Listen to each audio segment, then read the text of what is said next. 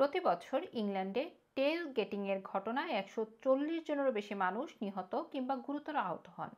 টেল getting হলো যখন একজন ড্রাইভার তার সামনের বা পেছনের গাড়ির মধ্যে সঠিক পরিমাণ জায়গা ফাঁকা না রাখেন।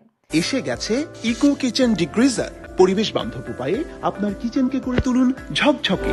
রেস্টুরেন্ট, টেকওয়ে কিংবা ফাস্টফুড কিচেনে আপনার সেরা সঙ্গী ইকো কিচেন ডিগ্রিজার, কার্যকরী, নিরাপদ এবং সাশ্রয়ী।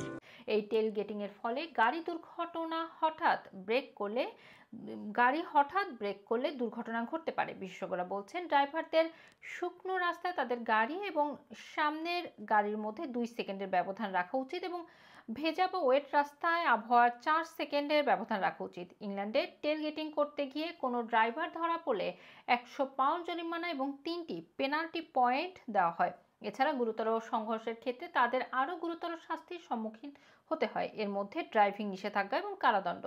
ন্যাশনাল হাইওয়ে অনুসারে ইংল্যান্ডের মোটরওয়ে এবং প্রধান রোডগুলোতে 8টি সংঘর্ষের মধ্যে অন্তত একটি এই টেল গেটিং এর জন্য হয়ে থাকে। টেল গেটিং এর ব্যাপারে সবাইকে সতর্ক করে ক্যাম্পেইন চালু করেছে ন্যাশনাল হাইওয়ে। সংস্থাটি জানিয়েছে 43% ড্রাইভার টেল গেটিং এর কথা স্বীকার করেছেন এবং 60% ড্রাইভার টেল গেটিং এর ব্যাপারে উদ্বেগ প্রকাশ করেছেন। টেল গেটিং এর ফলে সৃষ্ট অস্বস্তি এবং উদ্বেগ ড্রাইভারদের অন্যান্য সাধারণ দৈনন্দিন কর্মকাণ্ডেও নেগেটিভ প্রভাব ফেলে।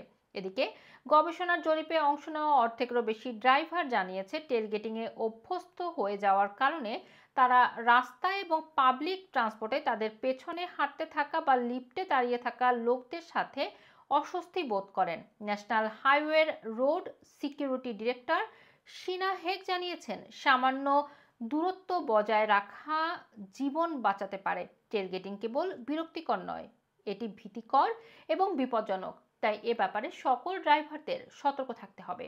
রোমান রাখি, রানা টিভি, লন্ডন।